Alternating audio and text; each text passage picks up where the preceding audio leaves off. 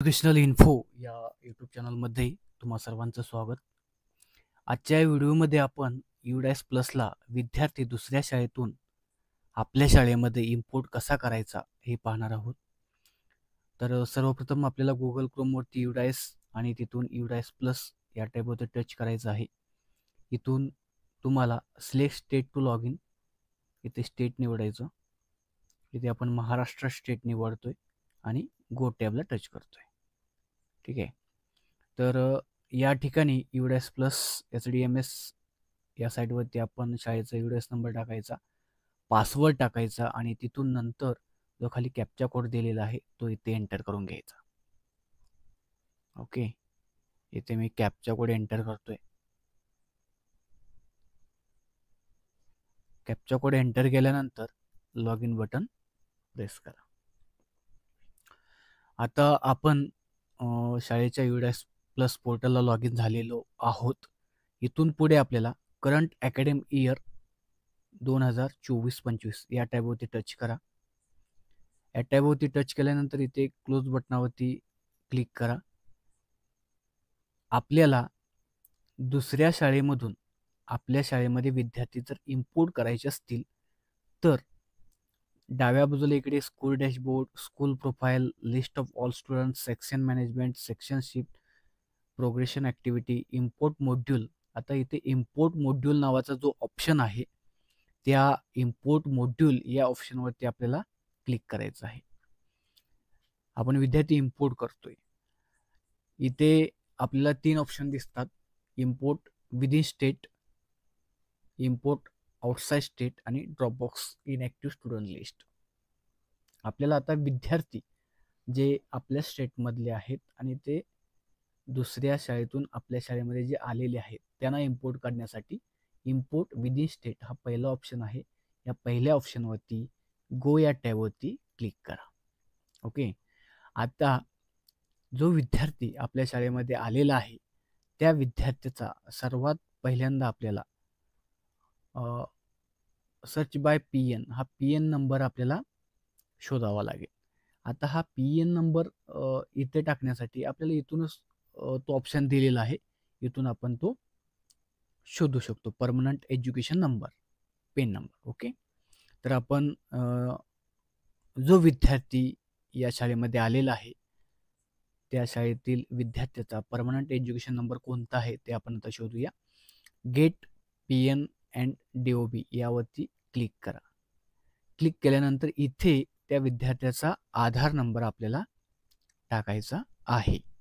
आता या विद्यार्थ्याचा आधार क्रमांक मी इथे टाकतोय 14454102314513. ओके, आणि इयर ऑफ बर्थ इथे पूर्ण जन्मतारीख टाकायची नाही. इथे आपल्याला काय करायचं आहे, फक्त साल टाकायचं आहे शेवटचं 2014 आणि सर्च बटनला प्रेस करा. त्या विद्यार्थ्याचा परमनंट एज्युकेशन नंबर इथे आपल्याला मिळेल. समोर त्या विद्यार्थ्याची पूर्ण जन्मतारीख सुद्धा आपल्याला मिळेल. आता इथूनच तो नंबर आपण काय करायचा, पूर्ण सिलेक्ट करायचा, राईट क्लिक प्रेस करायची आणि कॉपी करून ही टॅब क्लोज करा.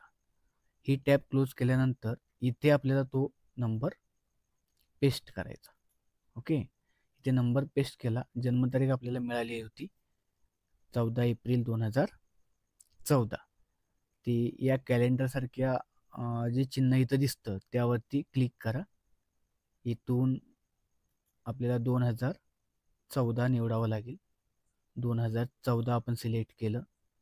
एप्रिल महिना आणि 14 तारीख, 14 एप्रिल 2014 ही तारीख सिलेक्ट केल्यानंतर पुढे गो नावाचा ऑप्शन दिसतो, त्या गो नावाच्या ऑप्शनवरती क्लिक करा. ठीक आहे. आता क्लिक केल्यानंतर त्या विद्यार्थ्याची संपूर्ण माहिती, की तो विद्यार्थी आता कोणत्या शाळेमध्ये आहे ते डिटेल्स इथे ग्रीन कलरमध्ये अवेलेबल असतं. जर आपल्याला इम्पोर्ट करायला पात्र विद्यार्थी असेल तर इथे बघा, एलिजिबल टू इम्पोर्ट करण्यासाठी ग्रीन कलरमध्ये त्या विद्यार्थ्याची माहिती येते. म्हणजे हा विद्यार्थी आपल्या शाळेमध्ये आपण इम्पोर्ट करू शकतो.